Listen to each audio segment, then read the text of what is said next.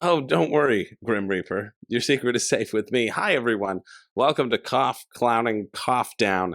Episode 99 of Crowdfunding Countdown. We're going to take a look at every single board game campaign that is finishing up in the next week. And yes, I'm going to keep this pace up until I am forced to cough. And the key will be when I cut and I come back with tears streaming down my face. Not going to happen yet, although that would be funny. 1 second. Whenever that happens, I'm sure you'll never know. Oh, it doesn't even read.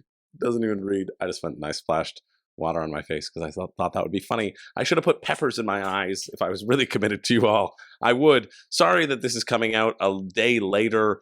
I've been sick. I've been a little sick and a little bit behind, and this is the only time I could get where I can film. But I am here now to go through all the campaigns that are finishing up this week. Talk about their mechanics, talk about what the game brings, what is unique about the game. And this one might be a little bit quicker because I'm going to try to be a little bit more gentle on the voice and not ramble as much as I generally do. But as we can tell by this intro, that's not going to succeed. But before we begin, huge shout out to my newest patrons, TB and Frims. I'm pretty sure I got that pronunciation just perfectly.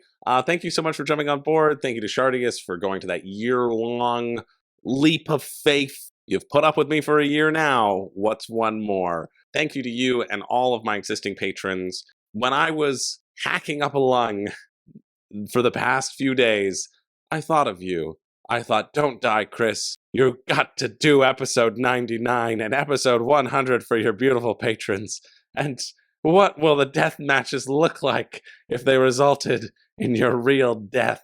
The only way I'm going to go is drowned in a sea of bounce-off balls, like the little bounce-off boy that I am. And let's get right into the week. We got a lot to look at. Again, I'm going to try to cover as much as we can, see the sites that we have to offer, and we're going to start with The Mystery of the Abbey by Mojito Studios. The Mystery of the Abbey is why are all those abbots and abbesses slurping down all those mojitos, I almost said mosquitoes, all of those mosquito mojitos instead of praying and taking their damn vows of silence. Stop with the gabbing, okay? Loose lips tell sins. That's what I always heard. 3 to 6 monks investigate inside a medieval abbey to discover the culprit behind a grisly murder in this classic board game. Okay. I heard classic board game and I thought, oh, this is Clue reskinned. But then I see Bruno for Duty, so maybe it's different. Let's check it out. No video, so we'll see what they've got for us to look at.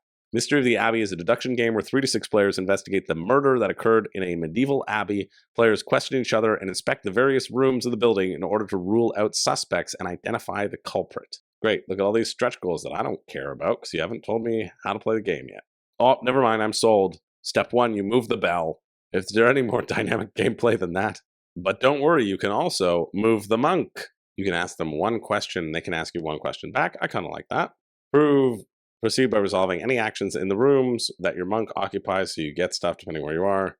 Ha, there are vows of silence. Okay, I like this. When you're questioning another player, they may either take a vow of silence and thus decline to answer. Oh, I'm so sorry. I'm so sorry, officer, but I just started my vow of silence. And it lasts until you leave this room. Yeah, and then I'm going to keep talking. I'm so sorry. Or they can answer your question. You all have to take a vow of honesty. All questions have to be answered truthfully. You can ask any kind of question as long as it can be answered without giving a suspect's name. So you can't say, who's the murderer? But you can say, do you have Father Sergio in your hand? Okay, that's cool. You go to confession. You basically get to eavesdrop on the previous person's confession. This game is starting to be pretty funny. You can go and make accusations and revelations, and that's how you're going to get points. Rulebook, a little over halfway down the page. That gives me pretty much what I want to know at this stage. Honestly, okay, it's only 8 pages. This episode, I'm going to be a little light on reading through the rulebooks, but to be honest, I don't see anything that's upcoming where I will really need to do a huge deep dive that I haven't already done. So past Chris has done a little bit of the legwork on this one, because I looked ahead, tried to prepare. Yeah, so one suspect is under the board. Everybody else gets suspect cards, depending upon the number of players. And then there's a few suspect cards left over on the game board that you can also draw. So you got to take them all out. 24 unique suspects with traits and physicalities. So you have a different order, a different title, different facial hair, hood, and girth. Of course, it was the Slender Man. That's how that legend came about, because of the Slender Man murder. So Bruno is the Benedictine father who's bearded, unhooded, and bellied. What's Bruno Feduti look like? That doesn't seem apt at all. That seems like the complete opposite. Oh, that's the historian? No, that's Bruno Feduti. Look at him. Bearded, slendered, and clearly an abbot. Oh, okay, bearded, unhooded, and bellied. I wish it was the opposite. That's barely a beard, let's be clear. And then just a number of different rooms, what you can do in them. And then finally, there's a mass, which is a bit important. At the end of every 4 turns, there's going to be a mass. Everybody goes into the center, and you give cards to your left. So, and every revelation that you do when you say a thing about a culprit gives you 2 points at the end. So you're kind of racing to do these revelations, and other revelations may inform your revelations, but you can do false revelations as well. You'll just lose points. I mean, there has to be a negative reasoning for false revelations, or else you just keep on saying, I think it's this, I think it's this. But if you get the person right away, you also get 4 points. You say, hey, I think it's this person, and then they have to reveal it. If somebody has it, they have to reveal it, and you lose points. Yeah, it is. It's like kind of classic Clue, but revisioned in a neat way. $40 US though. 53 Canadian. Let's see what shipping's like. Shipping is 15, so really it's 55 US. 38 to Canada, but hey, at least it's customs friendly. Like zero reason for me to ever buy it. 55 US still feels a bit pricey for what this is. I don't know how much Clue goes for, but it should go for however much that does. It's just a better version of Clue though, so I see the merit to it. If that interests you, that finishes Wednesday, July 19th. At 12:59 a.m. Again, sorry this is coming out a bit later, but you still got time, and time to back doesn't matter anymore ever because late pledges always exist. Let's move along quickly to, oh yeah, I'm going to have to stop talking pretty soon, so I'm going to limit my comments moving forward. We're back, and I'm going to go lower in the register because it's more comfy. Welcome to the sultry crowdfunding countdown. This is the edition that my patrons usually get, but I guess I'll give it to you all just this once. I hope it's not horrible to listen to. If it is, I'm sorry. But let's see. Roman Conqueror. Explore the ancient land and seas, build wonders, and conquer armies in this roll and write game. I like looking at roll and write games. Only $4. Let's see it. You get 5 maps, different terrain, and different scoring for each map. Love that. 3rd printed home game, following from Moonbound Games, following Skull Searchers and Space FTR. Don't really remember Skull Searchers or Space FTR. I should have, though. I guess I missed this one. I didn't cut it. I just missed it. Game ends when 20 turns have passed. You have to explore new lands, construct buildings, decide what you want to do. Oh, it's kind of neat. The decision making here is 1 dice is for direction, 1 dice is for number of spaces. The 3rd and 4th is to attack or build wonders for your empire. That seems like an interesting decision space for print and play for sure. Finding out exactly how you want to move and then how to get there and what sacrifices you have to make along the way. Yeah, pretty neat. You can also get this print and play Diamond Dice game, which is different than Dungeon Dice or Devilish Dice or just like Duel Monsters Dice. Our game uses dice. Cute little Roman Conqueror if you like print and plays and roll and writes. I think absolutely worthwhile checking out. That finishes Wednesday, July 19th at 10:54 a.m. Moving along to Tales of Evil, the final chapter. Are you ready for your final nightmare? I am. It'll lead us to our final showdown against the demon puppet mistress, so, I mean, that's pretty scary. Cool, this is apparently an existing thing that I've never heard of, but the fact that you get to be part of the pizza and investigation gang, I just love that the pizza comes first. They used to be the pizza gang until some sort of evil came up in their town. They're like, listen, someone murdered Encyclopedia Brown in cold blood, and the pizza gang's got to put on double duty for a little while till we can get some more kids up in this neighborhood. It's not just a board game, but it's a real sensory experience that will become part of your daily life. So it sounds like it's a real Jumanji situation here. I would be careful about that. I was trapped in a board game once, and, well, I did meet the love of my life, but it was also called Death Road. So you can only imagine the horrors that I saw. Thankfully, she got me out alive, but only just. No, you think I can do Maggie's voice right now? I cannot.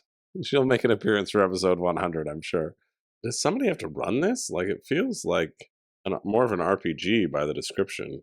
Oh, Stranger Tales, so like Stranger Things. No rule book, which is, well, that's an easy gimme for me. I'm gonna watch a little bit of this Man versus Meeple video because they're good and see what they say. I don't quite understand what sort of game this is at all, but let's find out. All right, that's all I really needed to know. It's kind of like Betrayal. If you like Betrayal, you should look into this. Also known as Viejo on the Hill 3rd edition. I'm a little... You move around as a group, so your whole group goes into a room, and your whole group's got to go into the next room. So like that, to me, doesn't feels like it even takes more of the agency out of like the agency of exploring in Betrayal. And especially for what they're trying to sell it for, $90 Canadian, 59 euros. I mean, it's $90 Canadian, and then shipping is an additional 19, right? So it's over $100 for, I think Betrayal will give you a very similar experience. That's the vibe that I get, like pretty much to a T, that you're just going along for the ride, reading these narrative passages. But hey, if you're interested in that, check it out. That finishes 2 p.m. Wednesday. Moving along to Coloma, the New Prospects, the expansion, and the reprint. I've never played Coloma before, but look at all these awards. Wow. You should probably get it if you should base your purchases off of other people's awards and not your own feeling towards the gameplay. I guess that's something you could do. Well, I'm going to try to take a quick peek at it and give you the basics of Coloma, and we'll see if it's worth getting into for the reprint. And I didn't unmute myself, as I tend to do. Coloma came back in 2019, re-implemented Hangtown, which, yep, we're glad about that. Still sitting around 1309 on BGG, around 7.4 on that breakdown. Well, this is a interesting pitch. I think the reason why Coloma hit pretty well with a lot of people is that it was fairly simple. Of course, the mother load is on display. 29 for an expansion, though, is nice. Coloma Deluxe Edition, 79 or 106 Canadian with the Deluxe Upgrade Pack. Well, can I just get it in my store? Coloma, Final Frontier Games, $61, right? It's sold out, but if it's coming back into print, 61 Canadian versus 79 US or 106 Canadian plus shipping, like that's a no-brainer. Okay, I'm going to lose it if they don't have the rulebook on this page for both. I'm going to lose it. Shipping 15 plus additional copies. I like when they encourage group buys. Just kidding. It was higher up. But why? Like, this is such bad formatting that, like, I almost missed it. Thank you, Coloma. I take it back. Coloma. Give me my Coloma rulebooks. We have the regular rulebook and we have New Prospects. Okay, I take it back. Well, this is interesting. To me, I feel like the expansion takes away the thing that I thought is the most interesting about it. Basically, you have this big old wheel of stuff, this wheel of actions, right? And you're going to simultaneously choose which action you want to take. And you don't want to pick the same action as others, because if you do, then you don't get the secondary action. That's kind of the crux of this sort of shifting thing.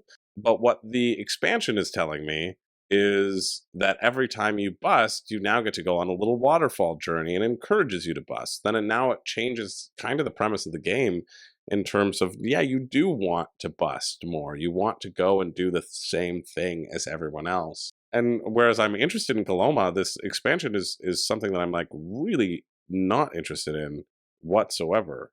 I guess that they do say May. So I don't know. I feel like Coloma at 61 Canadian feels like a potential good choice. Doesn't seem like it's going to blow me away, but like it's about getting additional building cards and then using those building cards to mitigate your actions and make your other actions stronger and always trying to get more points. And like, I like that a lot. I don't see the draw of this expansion personally, but hey, maybe you do. It feels like nothing here as well in terms of these deluxe components that you're going to get. Like, let's see what's in the deluxe upgrade pack. A bunch of chips, a few gold nuggets, right? And some custom scoring markers. You don't need that for this sort of game. You don't. It's just going to be a simple game. Retail will be completely fine. But looks solid. Yeah, I hadn't really looked into Coloma until this, and I think it does look kind of neat. So if you are interested, check it out. That finishes also on the 19th at 6:59 p.m. Moving along to you wouldn't know, well, because they just stuffed this constant twitching down your throat. I don't know why BackerKit does that, and you can't escape. No matter what thing you click on, you're going to be forced to watch Twitch so that they can constantly give you a moving picture of something of the game, which I guess is smart marketing, right? Like it shows off the game. Anyway, we've got Gloomhaven Grand Festival. There's not too much more to talk about Gloomhaven Grand Festival. We kind of went through it all in the extended version of Crowdfunding Countdown, or the deep dive, sploosh, as we say. But there is a couple things to note. I'm just checking one thing first. Yeah, there we go. All right, here's the two things that I wanted to talk about. Number one, we go over here to the pledge levels of stuff you can get. Here you get the Gloomhaven RPG core book. They have changed this description that says no additional source material required, book only, card set required to play. And somebody brought this up in the deep dive, and I didn't highlight it enough. I pinned it as a comment, but it's worth raking them over the coals for. This is the stupidest friggin' thing that I've ever seen. If you cannot play the actual game by getting the core book, who's gonna buy the core book? Like, why does this thing exist? What are these 236 backers going to be disappointed in?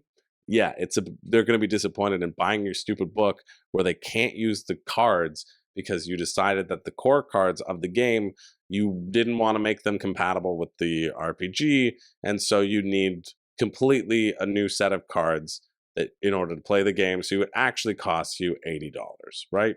The RPG Deluxe set, $90, or if you don't want the screen, it's $80. And that makes me so mad. I'm happy that they've included it now. They hadn't when I did my deep dive at the beginning, and clearly they got some pushback and hopefully listened a little to people talking about how stupid that is. But it's just like, I don't know why it's being offered. You need additional material required. It says no additional source material required, but you need additional material. You need additional cards. Like having this no additional source material required, and I'll scroll it up because I was probably covering it. No additional source material required, and then card set required to play, just feels so absurd to me. It really does. And it makes me very mad. Conversely, the best thing, the thing that people should be getting, and look, 11,372 backers also agree with me. Gloomhaven Buttons and Bugs. This came out after I did the deep dive, and I've already looked into it because I thought I'd have to talk about it in something else. And it looks quite good. $15 for a cool solo-only version of Gloomhaven. You get 6 different characters. You get 48 ability cards. You have 8 cards per character. And what's kind of cool is that these are double-sided. And so you flip over a card, and that's like part of the refresh. And so it's balancing, okay, what does the back do on the cards, and what do I want to have access to? And I think that's really interesting. This is made by the creator of Gloomhaven. And I love how that kind of came into being. I even love how the guards and the modifiers act. You just roll a dice, and then you say, okay, did I roll a 1, 2, or a 3, basically, and then you do the reaction for that, and then it moves down, so it doesn't keep it stale. I think it's a really slick way of easily making things interactive, and then you just have one card where you have a tiny little mini, I guess, and then move the cubes around representing the various guards and the various numbers. And then you have the matching cube for their health, so you remember who's got what health. Seems really smart. Absolutely the thing to do if you're interested in any part of this campaign. It feels like it should be that one. Buttons and Bugs, $7 shipping to the US, $10 to Canada. That feels actually like a reasonable thing for a small box game of Gloomhaven, of that sort of major IP. Pretty cool. So that was my favorite part. Jeez, like, why am I scrolling to the top? That was my favorite part about this. Absolutely, this is my least favorite part about it. I was really excited about the RPG core book until people rightly pointed that out. So thank you for doing so. Just really took my interest out of it. Seems so silly if you cannot use existing material. And especially now, like, what existing material and like tiles do you have to use? Does it have to be Gloomhaven 2nd edition? I don't care enough to find out. But Buttons and Bugs, absolutely the way to go. You can see that more people out of anybody combined have been backing that. It looks pretty slick. So if you like Gloomhaven and you want like that little solo puzzle, definitely check that out. That finishes also on July 19th at 10 p.m. Let's move along. This is still as long as it usually is. Maybe not. To Etariya, Elvyian Relics, and Septachroma. 2 games in 1 campaign. An abstract game and a card-driven game set in a rich, enchanting fantasy world. Yeah, I'm interested. Great. I love when games tell me nothing. I mean, videos tell me nothing. They're $27 each, or 49 instead of 54. You get $5 in savings. First one is Elvyian Relics. 1 to 4 player light strategy game. Includes mechanics such as hand management. Yeah, I heard that right. Ham management, worker placement, and dice control. You're one of the adventurers worldwide who flock to Etariya in search of the hidden ruins, survey your surroundings, and map out a unique exploration route to make the most of your discovery. Okay. All right, it's got the rulebook here, but I got a pretty good sense of it. I almost didn't. You can have cards in your hand, and they relate to different colors of dice, judging by these little symbols up top there. And if you play them down in front of you, you can then score points for the value of those dice. And how do you change the value of your dice? Well, you plan a little route of these relics that pop up. And you can see that, oh, the yellow is going to turn to a 4 here, but only if you start there, right? You put your beginning, your end, and your special effect all along the line, and then you move your person from the beginning to the end marker, changing dice along the way, and then scoring points for the things that you've committed to, like predicting the flow of what you were going to do. That doesn't seem that interesting to me. But let's look at game number 2. Maybe that one will. This is a 2-player abstract. Oh, that wasn't the abstract game? Wasn't one an abstract game? Oh, a card-driven game. Okay, that was the card-driven game. This is the abstract game because it's like 2 gods of light and dark battling for control. Oh, I see. Okay, so you're controlling light and dark, and those are the spaces on the board. So you see the different spaces on the board there? I mean, I'll check the rule book, but I think I got it. And I gotta make this a shorter one, but I'll probably get better. Oh, cool! 8 large map overlays. So really, these are the maps on which you're arranging things. Cool.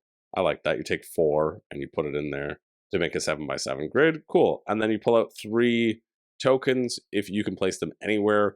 If they haven't already been placed, if they have been placed, you have to place them next to each other. And so by doing so, you block off certain things. And you want to get 4 of the same color in your color, either light or dark. If you do, you gain control over the gods, and the first person to get 4 favors of the gods wins. So there's 7 advantage tokens, 4 favors of the gods. I just want to check, because it said if a god gets blocked off, you have to stack on top. Oh, and then you could stack it on your own light. I think it does count for light. Yeah, so you see here with this example, the orange, 2 orange, 1 and 1 for light, so light gets it. Yeah, this one appeals to me a lot more. Seems a lot more interesting. Maybe I just like the abstract. I just think the traveling doesn't seem interesting to me, but this one would be my pick out of the 2. Let's see what shipping is. Shipping 16. Nope. Rookie Adventurer 18 or $20. So even though it's 27 or 36 Canadian, which would have been actually pretty good, with an additional 20 in shipping, you're looking at 47 US, $60 Canadian. I don't think I could justify it for my level of excitement for it. But yeah, I kind of like that abstract game. Really didn't like the card-driven game, but like the abstract game. Hey, that's why you put 2 games in the same campaign, because one of them might be good. If that interests you, that finishes Thursday, July 20th at 12:59 a.m., aka also Wednesday night. Speaking of abstract games, let's see if this is any good or if it's going to get cut. This is Dabula, a new abstract strategy board game. Will you reach the other side before your opponent will? I don't know. All right, I'm going to pause it here because it's easiest to explain. Video does a great job explaining what it is. I just think this is a bit uninteresting. Sorry. But you have 4 of every type of shape, and you're going to place them back and forth. You can only put something next to it if it shares a common feature. So I could put something with 3 pips next to this, or I could put a triangle next to this. But if you have an exact match, you can put it on top of somebody else's and take it over. However, you're just drawing 2 random tiles, and so it kind of feels like you're just going to be throwing things back and forth randomly. Did you get the right tiles that your opponent placed down, or did you already use them up, right? Like that kind of feels like the question. 18 euro, 27 Canadian. Lovely. Oh, that actually looks quite nice. The quality of it is probably nice. Is there no shipping information? Yeah, shipping is in this drop down here. So only seems like it ships to the EU. Oh no, United States 21. Doesn't ship to Canada. So not even a consideration for me. 21 euros, right? Then it brings it up to 39 euros. I don't think it's worth that much. It's fine. I mean, worth talking about, a good game, a good first go. But I just think that randomness factor is going to be too much, and I don't think you can mitigate that, because I think if you had access to all of your tiles, then you'd have incredible AP and wouldn't play it. But hey, if you want to play it, well, then you should get it. That's Thursday, July 20th at 1:06 a.m. Moving along to this one, Wacky Puppies, hilarious card game with dog puns. It's a weirdly fun card game for everyone that loves strategy, dog puns, surprise comebacks, hilarious artwork, and wacky challenges. And I know if I scream at the top of my lungs in laughter, as I would really like to do right now because they're so wacky, I'll go into a coughing fit and really regret it. So I'm not going to do that. But I just want to blow this air horn because we got a funny card game! That's right! Let's check out some dog puns. The perfect gift does exist. It's grab our end of the campaign deal. It's Wacky Puppies, a wacky card games. Look at those dogs with superhero capes on them. Look at how wacky that dog is. That dog's lasering another dog with some other friggin' eyeballs, baby! What do we got? $29 for the wackiest, zackiest puppies in the world. I don't care. Kapow, you're gone. Oh, check it out. Bomb detonator. Boom. You're out of here. But you can avoid the explosion. Is this a different game? No, this is still Wacky Puppies. Yeah, I don't know why there's explosions. Doesn't matter because Exploding Kittens was already taken. Stay in the games by avoiding explopsins. Escape or deflect or delay explosions before it's too late. Give the bomb to your opponent. Use your personal emergency transporter. Wow, those are some wacky, zacky, superpower cards. But don't worry, if you're lucky to hold enough to matching collecting cards, time for superpowers. You can get a draw from your special abilities deck and get a boost with some ridiculous, awesome abilities. I can't keep going this. But yes, I can, because you can intensify the silliness, ramp up the hilarity. In Wacky Puppies, you'll find yourself doing the silliest things to gain an advantage. Whether it's letting out a Tarzan-worthy yell, wiggling those expressive eyebrows, or busting out in a spontaneous dance, no one is immune from laughter and endless amusement. If you want that, shipping is $10 to the US. Pretty good. Only $39. Oh, but you're probably going to have to get this possum puppy back. I think we've said enough about that. That finishes Thursday, July 20th at 5:01 a.m. Moving along to Trailblazer Heroes, the AAPI card game. A unique card game featuring Asian American Pacific Islander heroes, past and present, cooperative strategy for friends, family, and students. Cool.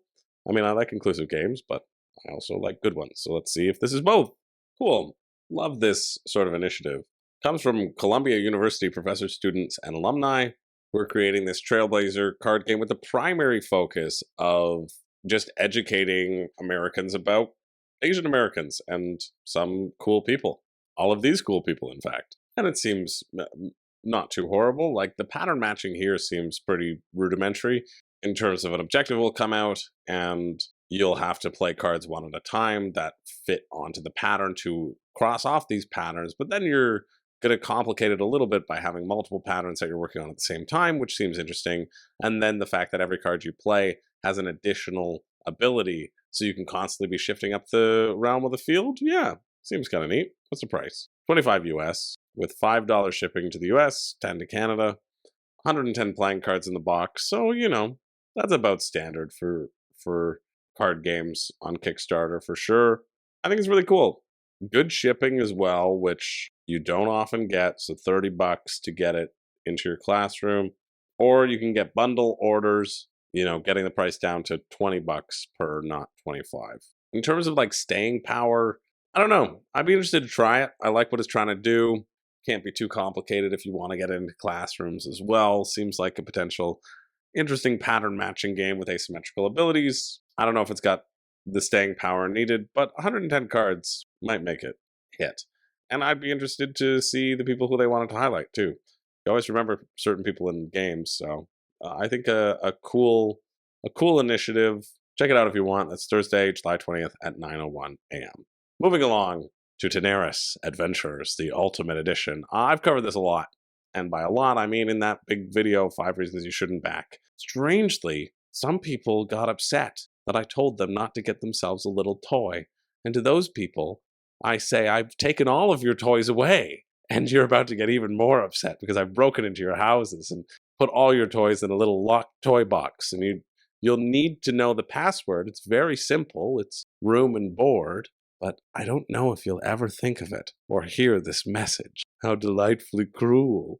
There's not too much more to cover. Large campaign game. They have added in, since we talked about it though, an extra edition in the campaign standee pledge. That's what I wanted to look at. I don't know if we'll find it. But yeah, I think this looks cool. This one's probably going to be pretty high for me, honestly, on the rankings of the year. I think let's compare it to other big campaign games that have happened though. I think I'd go for Elder Scrolls over this. I would for sure. 189. I think they're both like 189. I think I'd go for Elder Scrolls. So that's how I'll quench your FOMO, by inciting it for something else. Look at that. Standee box, standalone version, single box, contains Arena the Contest and Tanares Adventures. Looks like they did add it. Standees instead of minis with main campaign gameplay. And you just don't get the Medusa, which, who cares? Yeah, so it looks like they bumped up the content in that standee box. Awesome. Standee box is looking like an even better purchase than it was before.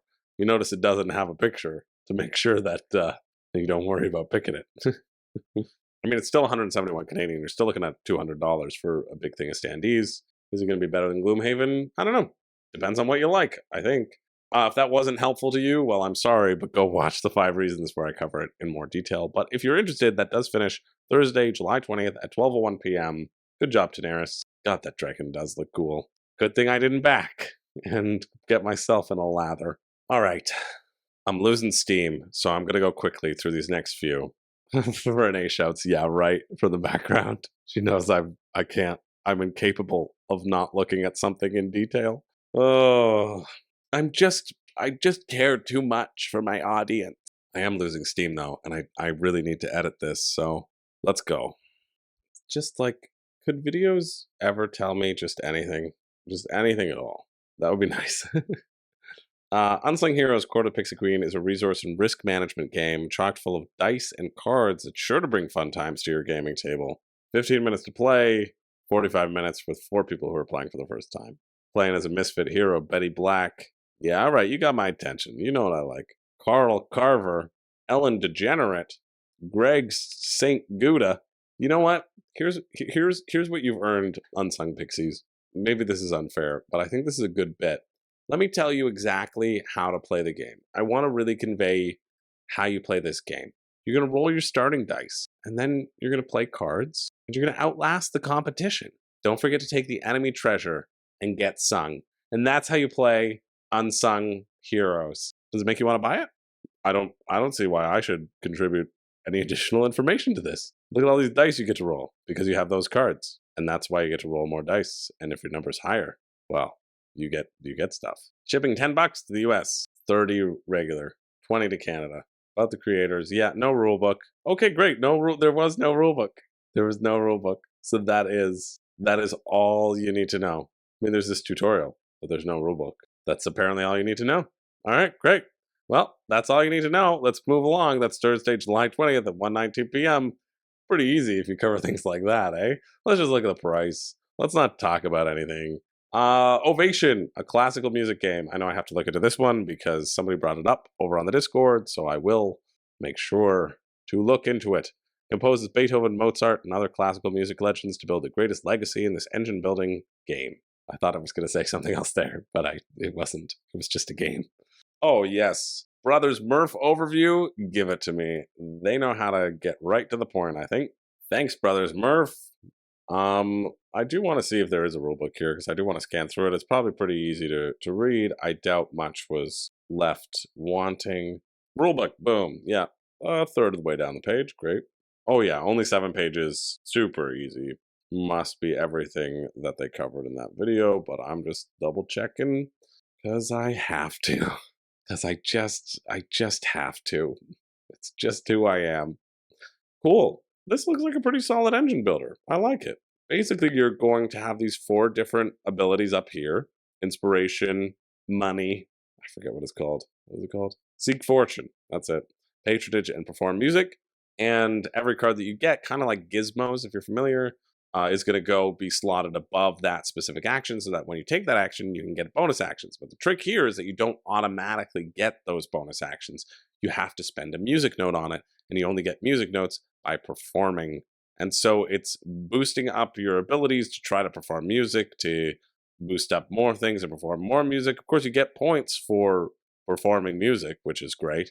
And you also get points for hiring other people. So it's a bunch of different ways to get points at which you're bouncing back and forth between these different actions. I also like that you can't choose the same action every turn.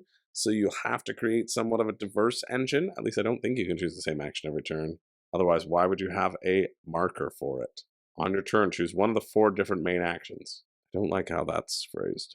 Like it a little less if you can take the same action again, but that's just my own personal preference. But you're going through this whole deck, Game Answer, there's only 2 Maestro cards available. Yeah, I see this being in the same vein as Gizmos, if you like that. And I like that. If I say it loud enough, Renee might appear. She likes that. And they're offering a print and play, $12 Canadian. Physical copy, 63 Canadian. Yeah, I wanted it for however much Gizmos is, which is less than that. 46 US. I get it.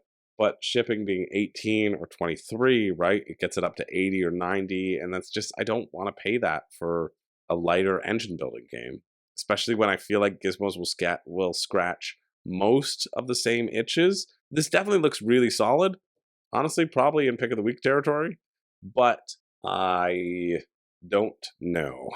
But if you know and you want to buy it, well, that finishes Saturday, July 22nd at 1 a.m. Let's keep moving. Only a few more. I'm scared to find out how expensive this is because it looks like there's a lot of deluxe components.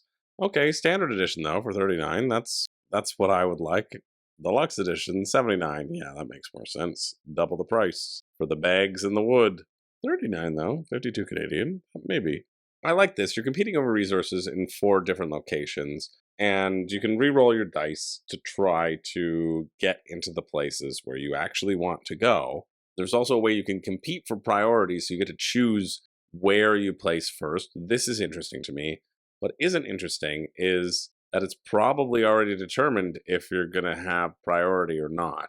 So if I'm looking around the table, I'm like, oh, that person has 2 storm clouds. They just win this thing because I don't have 2 storm clouds. You can hold one back for a future round, but why wouldn't you just use it? You can get priority and get the thing that you really want. And because your dice are dependent upon your roll, that takes away a lot of like the cutthroat nature that I would want to see. Although like dice rolling worked for Brew, right? So I'm inclined to think this could work. And so either you're going to feed your birds right away who are hungry, or you try to get public goals. I do like this though. Great structure campaign page, rulebook very close to the top. Love it. So it seems okay. The rules didn't leave out anything that the campaign page doesn't cover, which is nice. These are all the stretch goals. You're getting different modules. The deluxe one does actually look incredible though. Like as far as deluxe copies go, I understand why people are going in for this one. It looks really gorgeous. Even with these little dice trays, get out of town. Let's see shipping. So the standard or the deluxe, yeah, that makes sense that the shipping's about the same. 13 or 15, 27 or 27.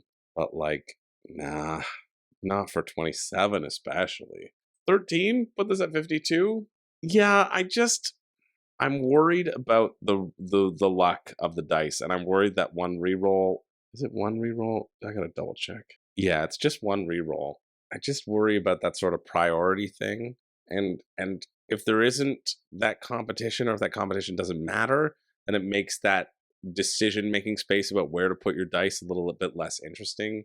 It just feels like that priority and that fight for priority isn't going to be as interesting as I would want it to be. If it was, then you have to really juggle about which resources do you get, and are you fulfilling public goals or your own personal objectives? Are you going for diversity? Are you trying to fill out your little wheel because you want to get one of every little tasty treat because you want to sample the world? You're a bird. I like a lot of it, but that's just the flag for me. But if you're interested, hey, check it out. It finishes Saturday, July 22nd at 3:59 a.m. moving along just quickly, really quickly actually, this looks really cool. 2024 Quest Calendar, an adventure a day RPG. Literally all you need to tell me about it. You take a page every time. This might be an actual thing at which you can take a page every time. You rip it, and you see what the challenge of the day is, and you see how you overcome it. You go on this little story as you go through. I think that's cool. And they have a PDF? Awesome. $22 for one of these calendars. $30 Canadian. Too much for what I want, especially because it's $9. Or $23 to get to Canada. Yeah, of course it is. I don't know, $30 for this cool little flippy quest book? I don't really need to look into it further than what the pitch is, really. Because, like, what's it going to tell you? It's going to tell you there's an adventure a day, and you know how these little calendars go. It's not going to take up your whole day. It's not supposed to. It's just supposed to be a fun little thing that you get to do every day. And I feel like a quest a day is more sustainable than like a joke a day or a puzzle a day. Maybe. I mean, it could just be a puzzle a day, and then you may not do it, but I don't know. I thought it was cool, so I wanted to point it out. So that finishes Saturday, July 22nd at 10 a.m. Moving along to this one, just a trivia game. I don't know why I picked this. Do we care about trivia games here? Let me know if we care about trivia games here. I think it's because I've been playing some Shakespeare trivia, and they had like a little Trivial Pursuit where every answer is Richard II, and it was fun. And I realized the sort of the reason for having one of those around. Good in an office, good for on break, you pull it out. Good to be around the water cooler, so to speak, right? It's not something you're going to play at a game night, but it could serve that purpose. And so I thought, okay, this could serve that purpose as well. But you could probably find something that serves that purpose for a lot cheaper. So I guess that's that. But check this one out. It's $29 US and then more shipping. Like, why would you? You can find it in a bookstore for $15. Anyway, that finishes Saturday, July 22nd at 11:22 p.m. Rumpy says time's a ticking. I know, I still have to edit this. But we are on our last one. This is our last thing. But it... Your skin is falling off from overworking. Don't tell them that. I can't let them know. They know. You look like a wreck. I probably do, eh? Sorry for looking like a wreck. Yeah, that's fair. I look in person like a wreck because you can see all my sweat stains, but you can't see them on camera, baby. We're going on to Hamlet. Oh, what a rogue and peasant slave is this. Is it not monstrous that this expansion here, but in a fiction, in a dream of new content, could force your wallets so to their own conceit that from its working all its FOMO waned. Well, no, it didn't wane. I guess it increased. That's where the comparison went. You know what you really get? I gotta go back to full screen for this probably.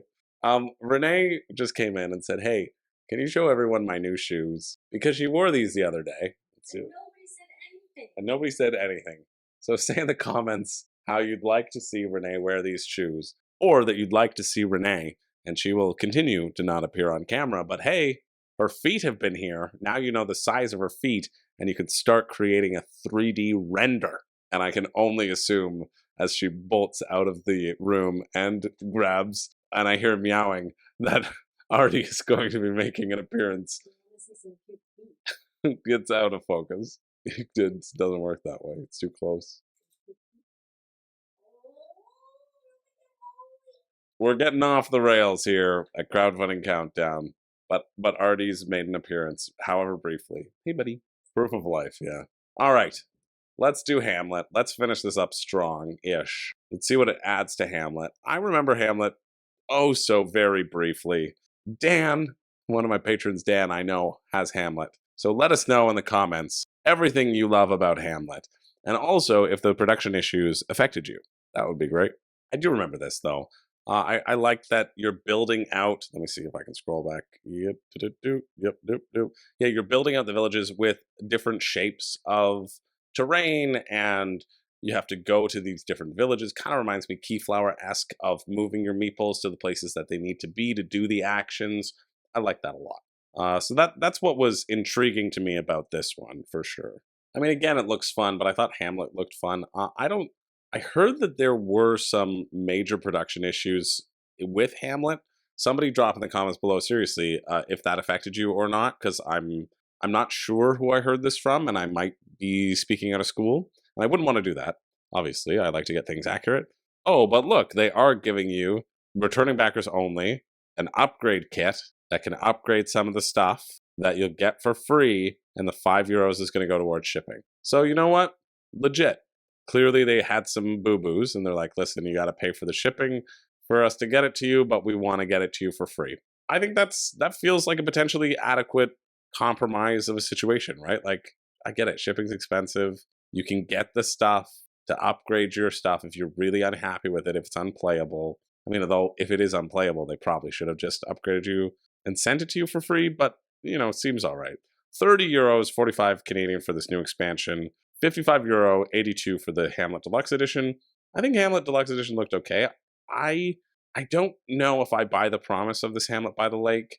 I think it's, again, sort of a Coloma situation here where, like, the base game is good as it is, and this is an expansion for the sake of an expansion, just to fill in that town, to fill in that space.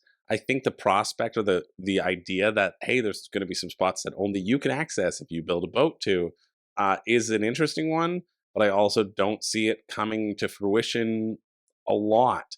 And the way they're showcasing of how you can fish and you can get different fish in this push your luck fishing thing, I don't know if I would want that randomness in what seems to be like an efficiency puzzle. But the game of Hamlet, I thought, looked kind of cool, and I still think it looks cool. So hopefully they didn't have production issues, and it's all good. There's a rulebook here, perfect. Pretty far up the page, too, like a quarter of the way down. Great job. And this is just talking about the new concepts as well. And it's great. You can have people asking their thoughts and contributing to it as well. Very short rulebook as well. And I said as well a bajillion times there, but I don't care. What's shipping like? €12 to US. That feels pretty reasonable. Oh, 15 to get like the deluxe, and €10 to get the upgrade kit. Yeah, you know what? It feels reasonable for like the amount of wood and probably the weight of the box. So there you go. Check that out. And if you want more information on Hamlet, you can go listen to past Christ and find out what episode of Crowdfunding Countdown we covered it in our big master list down below. But that's it. That is it for the week. Thank you for staying with me. Thanks for being here. Every week I do a pick for me and a pick for you. This one is no different. And I'm trying to figure it out. I think I know what it is. I think the pick for me is going to be Ovation. I think Ovation mechanically does look quite nice. I think whoever called it out in the Discord, you were right. But I do think the price is too much for what I want. And I think Gizmos gives you exactly the same experience, or pretty close to the same experience, in a solid package that is, let's check, 40? Yeah, 37 Canadian, right? 45, that's technically on sale on this listing. And for that, I just don't see it being worth the purchase, Ovation. But if you want to support a smaller publisher, first-time publisher, I think this looks like a really fun, simple design. And so that's why I want to highlight it. A little bit too much for cheapy old me, but still want to highlight it because I think it looks good. And I think the pick for you is, oh, look, Twitch is still going. The pick for you is specifically Gloomhaven Buttons and Bugs. I think that one looks good. I think $15 is the right price for it. Shipping also doesn't seem that unreasonable for it. Solo Gloomhaven, the way that you can actually get it out on the table with a surprising amount of variability with the different characters and the way the cards flip over. $15 for a number of puzzles that you could try to approach in 6 different ways. You work your way through the campaign with each character. I think that's pretty neat. I was very surprised this came out, and I was very surprised it was 15 and not 20. I think they easily could have made it 20, and I think 11,300 backers would have purchased it for 20. So the fact that it is 15, that feels like people trying to give a good value for this package. And yeah, as much as I'm still very upset about the RPG and how that feels like it was handled in the early days, I think this is really cool and is worthwhile. So there you go. Those are my thoughts. That's what I think. What do you think? You let me know. Thanks for being here. I gotta edit this so that it is out.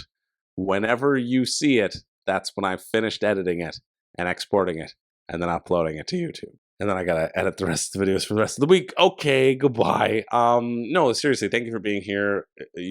everybody here who watches, I looked at the analytics the other day and it was like 86% of you are subscribed. And like, that's really cool. It feels like I do this for the community. I feel like the amount of work that I generally put into these is recognized, and I feel appreciated, and I love doing it for you all. And yeah, I just I'm excited that we're gonna hit the milestone of 100 episodes. We've been doing this for 2 years, so that's pretty cool.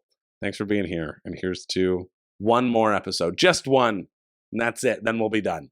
Enough of this rambling. Goodbye. I'm Chris George, and I don't have a catchphrase. I was trying to stall to see if I could come up with one, but I just didn't. Love you all. Hope you get a lovely, sweet rest. Oh, that's a good one. Renee just reminded me that I do have a catchphrase, but my voice is getting a little, it's getting a little hoarse, so I'll try to say it. My catchphrase, it's got, and I'll get really close to the mic so you could, my catchphrases. So pretty good, huh? I'm trying it out.